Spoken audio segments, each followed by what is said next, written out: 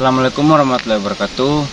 Perkenalkan, nama saya Muhajin Dait, mahasiswa Universitas Khairun, Fakultas Kedokteran, Prodi Psikologi. Baik teman-teman, tujuan saya membuat video ini untuk memenuhi tugas remedial mata kuliah teori kepribadian dosen pengampu Ibu Amalia SD Kahar, SPSI, MPSI, Psikolog. Selamat menyaksikan teman-teman. Baik teman-teman, sini saya akan menjelaskan 8 tahap perkembangan kepribadian menurut Erik Erikson. Teori Erik Erikson mengenai perkembangan psikososial adalah teori yang menggambarkan bagaimana kebutuhan individu seseorang tergabung dengan keperluan dan tuntutan yang dihadapi selama hidupnya. Saya akan mencoba menjelaskan 8 tahap perkembangan psikososial menurut teori Erik Erikson. Yang pertama adalah trust versus mistrust. Dari usia 0 sampai 18 bulan. Pada tahapan ini, seorang anak belajar untuk mempercayai pengasuh mereka. Apabila kebutuhan dasar pada tahapan ini terpenuhi, maka anak akan menerima rangsangan dan cinta dan berkembangnya rasa percaya secara internal maupun eksternal. Sebaliknya, jika tidak terpenuhi, maka anak akan lebih sedikit menerima rangsangan, cinta, dan perhatian dan kurangnya rasa percaya pada anak. Kemudian pada tahap kedua, autonomy versus shame or doubt. Usia dari 18 bulan sampai 3 tahun.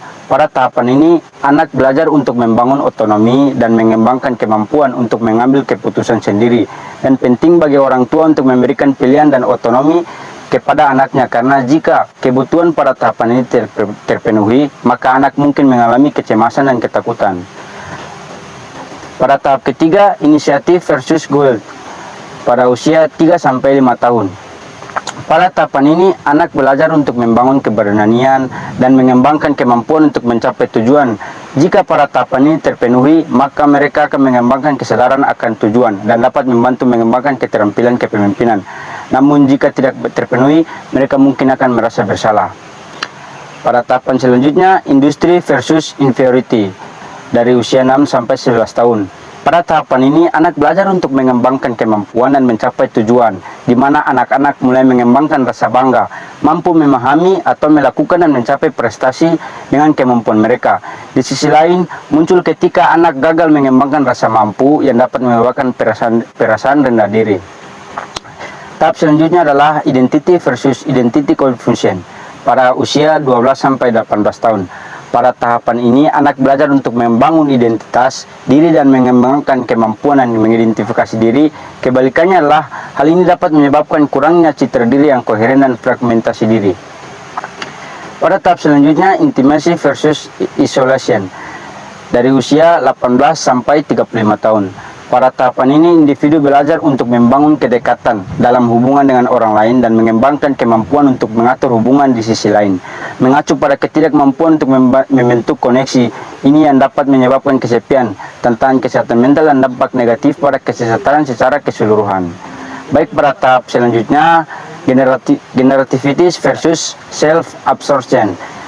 Dari usia 35 sampai 55 tahun. Pada tahapan ini, individu belajar untuk membangun generativitas dan mengembangkan kemampuan untuk membantu orang lain.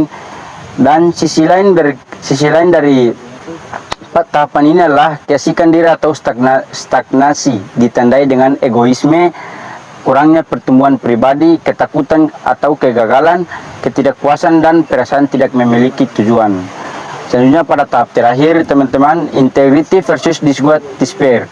50 tahun sampai selesai. Pada tahapan ini, individu melihat kembali kehidupan mereka sampai saat ini dan mengembangkan kemampuan untuk keseimbangan dalam kehidupan dalam hidupnya. Ketidakmampuan untuk mencapai rasa integritas dan kepuasan menyebabkan keputusasaan, di mana individu merasakan kepahitan, kebencian, dan ketidakpuasan terhadap kehidupan mereka.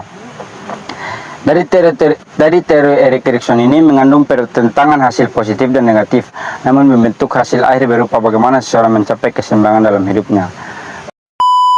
Oke, baik teman-teman, sekian penjelasan dari saya. Lebih dan kurangnya saya mohon maaf.